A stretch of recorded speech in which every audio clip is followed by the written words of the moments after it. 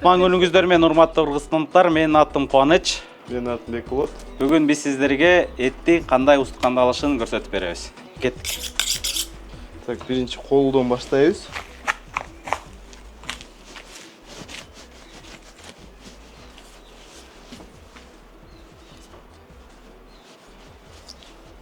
Биринчи бул каржылык чыгат.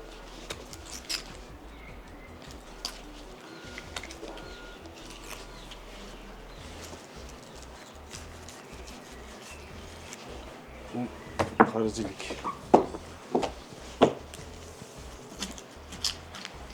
Бул далы. Бул күңжүлүк. Алдыңкы колдон 3 устукан чыгат. Каржылык, далы, анан күңжүлүк.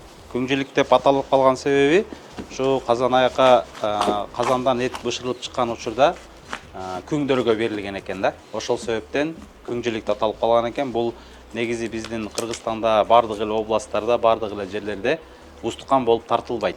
Бул казандан чыкканда ошол жерде келин-кесектерге, бала чакага калып калган нерсе да.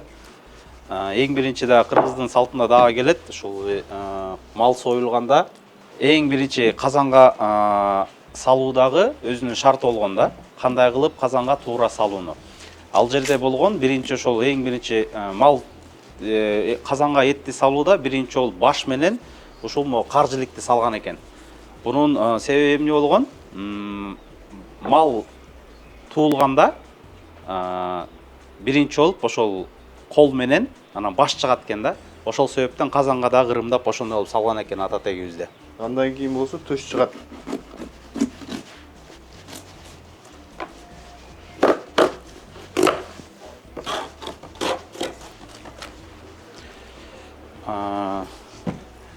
Бул төш кыргыз элинде бул устукан болуп тартылган эмес.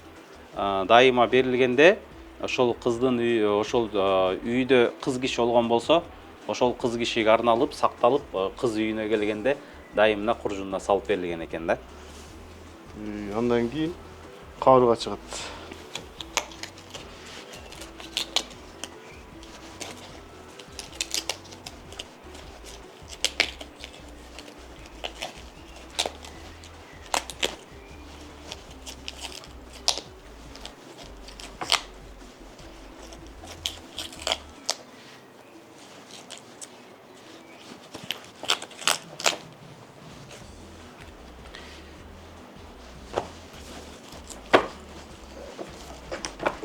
Кабырга дагы эки бөлүктөн турат. Айтылганда ушул тыштуу кабырга, анан кара кабырга деп айтылат да. Тыштуу кабырга, анан кара кабырга деп айтылат да.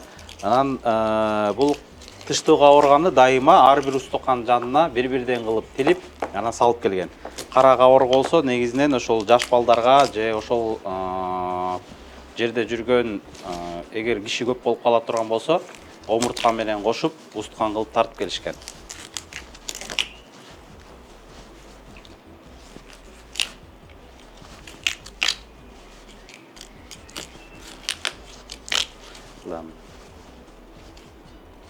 Eköyde kaldırdın da.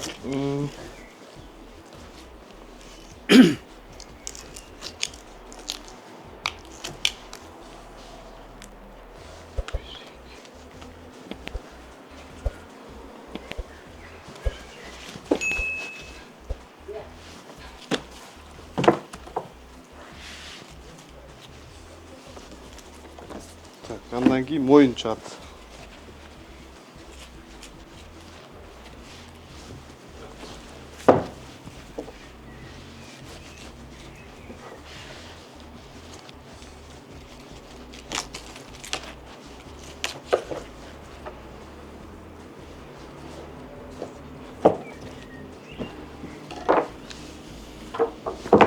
Андан болсо кара арка.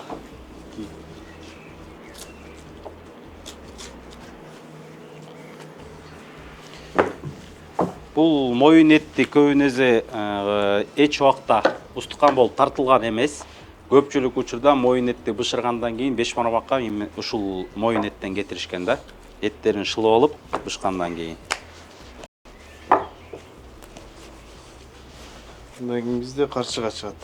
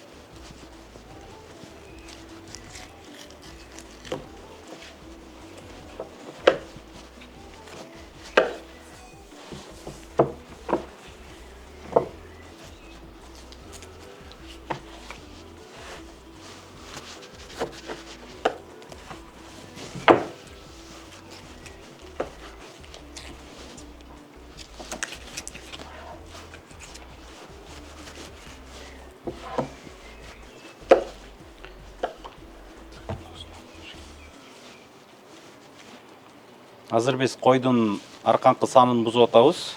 Койдун эң сыйлуу устукандары болуп эсептелинет да. Ушул арканкы санды болот. Бул жерде азыр бул Бекболот алгандай. Бул жерде мындай тарамыштары, анан бестер болот. Ошолордун баарын алып тазалап салыш керек да. Эмесе муну тазалабай койсо деген аягында тамак бышкан кезде сасык жыттар чыгып калышы толук мүмкүн. Эттин даамына залакасын тийгизет да. Ошол себептен муну алып салуу абзел керек нерсе болот. Бул жамбаш. Мынакей бул жерде да бес бар да. Ондай алынат бул бес дагы. Бул жиликте болсо көбүнесе Кыргызстанда бардык жерлерде же чүкөлү жилик дейт, же жото жилик деп аталат да. Чүкөлү жилик деп аталышы бунун башында бул жерде чүкө болот. Ошол себептен чүкөлү жилик же жото жилик деп аталат. Бул болсо кашка жилик деп аталат. Ушул 3 устукан койдун ичиндеги эң улуу устукандар болуп эсептелинет да. Арканкы сан эрттен чыккандар. Жамбаш бул эки жиликтин улуулугу бирдей. Улуулугу бирдей.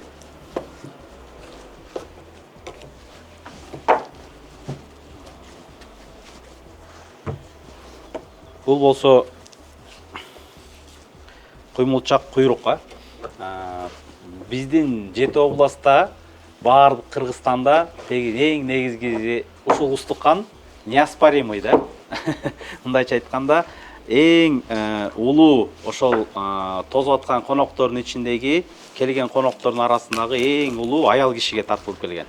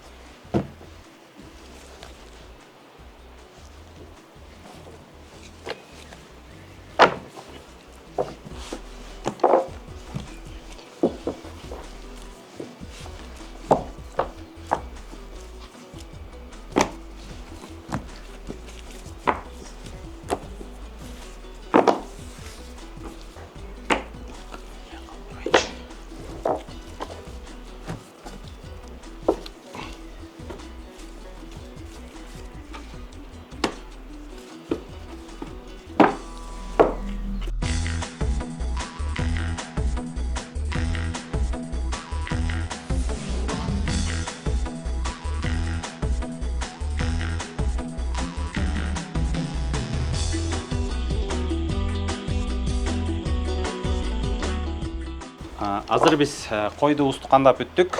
Азыр сиздерге кайсыл устукан кандай, кимдерге тартыларын баарын түшүндүрүп айтып беребиз. Негизи койдон 12 устукан чыгат. 12 устукандын бул эки жилиги күң жилик деп аталат.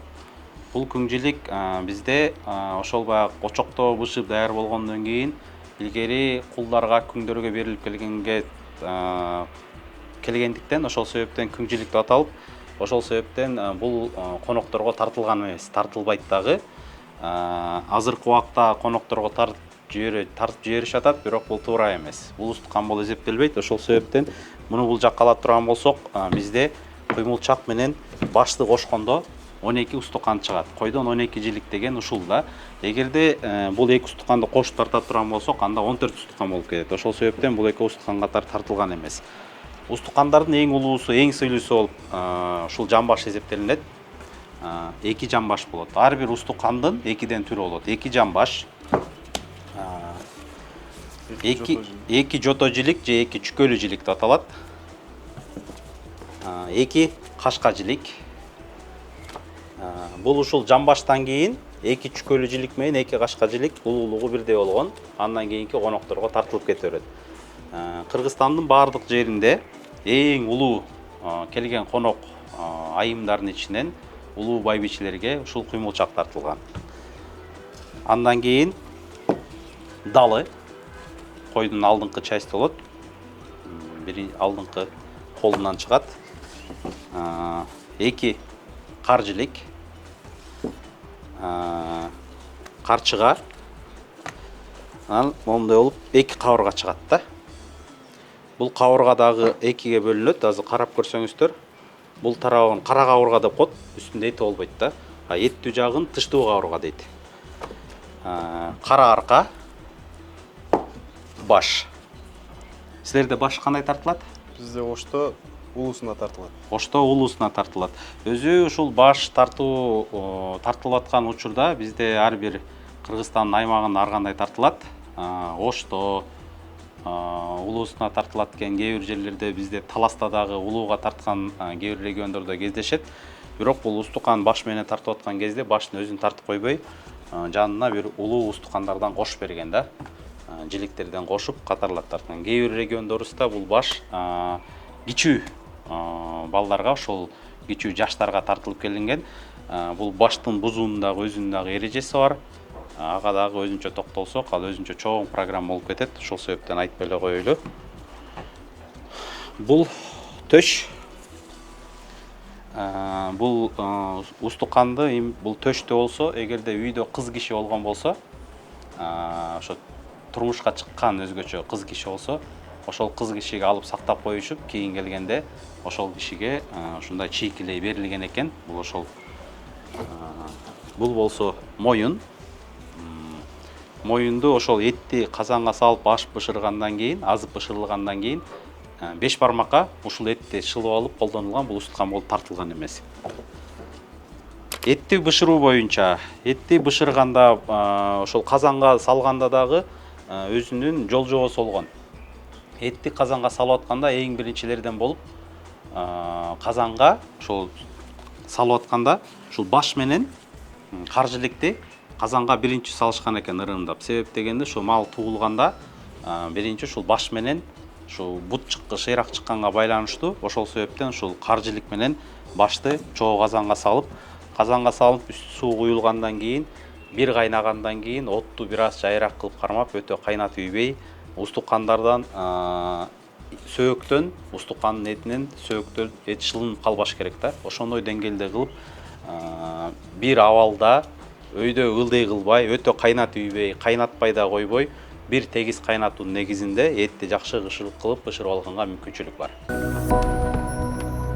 Азыркы учурда Кыргызстанда азыр бойный цехтер пайда болуп, ар кандай мүмкүнчүлүктөр түзүлгөндөн кийин азыр бизде өзгөчө бул жаштар эле эмес, улуу муундардын деле арасында көп болуп баратат. Малды сойгонду гана эмес, устукандашты да билбейт. Бул өзүбүздүн ата тегибизден артка кайтуунун дагы бир чоң катачылыктар деп ойлойм. Себеп дегенде ар бир эркек малды, койду союп, устукандап, конокко тарта билиш максат абзел да бул нерсе. Себеп дегенде ушул мурун мен жаш кезимде атамдар айтып калчу эле бизге, мен айылда чоңойгондуктан. Кийин үйлөнүп кала турган болсоң, кайын журтуң барганда уят болбой, койду союп, устукандаганды үйрөнүп ал деп көп айтышчу эле да. Азыр ошондой кандайдыр бир каада салтка тийиштүү нерселерди мындай катуураак көзөмөлгө албагандыктанбы же өзүбүздүн үйрөтпөгөндүктүбүздөнбү ушул нерселерге келип такалып атабыз да. Чоң эле муун адамдар келип устукан тарта албаган учурлар аябай көп. Эң чоң коркунучтардын дагы бири ушул нерсе болуп атат. Жыл өткөн сайын кыргыздар өзүнүн каада салтын таштап, кандайдыр бир бөлөк культураларды ээрчип болобу, кандайдыр бир бөлөк нерселерге акцент кылышып, биз Европада болуп жасашыбыз керек, биз Европаны туурашыбыз керек деген нерсе кетип атат.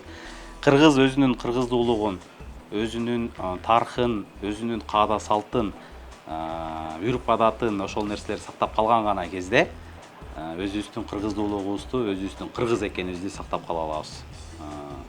Ошол себептен биз сиздерге бүгүн ушул нерсени көрсөтүп берип, кайсыл устукан кандай тартылышы керек, кандай кайсыл конокторго берилиши керек дегенди туура так кылып үйрөнүп алсаңыздар өзүңүздөргө жакшы, бул нерсенин зыяны тийбейт деп ойлойм. Биринчи ошол арка сандан чыккан устукандар кетет. Жамбаш, чүкөлү жилик же жото жилик, кашка жилик. Аял киши болсо эң улуусуна бул куймулчак тартылат. Андан кийин эки далыны бересиздер. Андан кийин каржиликтер кетет. Эгерде ошол аймакка жараштуу, эгер ал жерде улууга тартылыш керек болсо, башты улууга, кичүүгө тартылыш керек болсо, кичүүгө башты тартып, бул кабырга бышкандан кийин ар бирин бирден кылып тилип, ушул устукандардын жанына бирден кошуп бериш керек. эгерде коноктордун саны көп болуп кетип устукан жетпей баратса, бул жиликти могу карчыганын эки тарабынан бир аз кезип алып таштап туруп, бул жеринен ар бирин бирден ажыратып, бирден кабырга менен устукан кылып тартсаңыздар да болот. Ошончо эле көп болуп жетпей баратса, бул кара арканы дагы колдонсоңуздар болот устуканга. Бул жерден ар биринен бир жеринен ажыратсаңыздар, бул да устукан болуп чыгат. Конокко тартып берсеңиздер болот. Эми жыйынтыктап кете турган болсок, ар бир ата өзүнүн баласына койду союшту, койду устукандашты жана ошол устуканды туура кылып тартууну үйрөтүп кетсе аябай жакшы нерсе болот. Сиздерден суранат элек, ушу ата тегибизден келаткан салтыбызды бузбай, атадан балага, баладан кийинки муунга өткөзүп берүү бул биздин милдетибиз болуп эсептелинет. Атадан балага биз мурас кылып үйрөтүш керек деп атпайбызбы? Эгерде суроо жаралып калышы толук мүмкүн. Эгерде атасы билбесе кандай болот деген да суроо жаралышы мүмкүн. Ошол себептен урматтуу кыргызстандыктар, урматтуу Супар комплексинин коноктору, эгерде кимде кандай мүмкүнчүлүк болуп, ушул жерге келип, койду устукандаганды үйрөнөбүз деген каалоо тилектериңиздер боло турган болсо, Супар комплексине кош келиңиздер. Биз сиздерди мастер-класс кылып, койду кандай кылып устукандашты, кандай кылып жасашты, кантип кылып тартышты, баардыгын көрсөтүп, үйрөткөнгө даярбыз. Эгерде сиздерге ушул чыгарылыш жаккан болсо, бул баш боюнча дагы, баштын өзүнүн бузулушу боюнча дагы өзүнчө бир чоң программа кылып жасасак болот. Кааласаңыздар, эгерде керек десеңиздер, комментарийге жазыңыздар. Биз экинчи чыгарылыш кылып, баштын бузулушу жөнүндө дагы сиздерге толук маалымат бергенге даярбыз.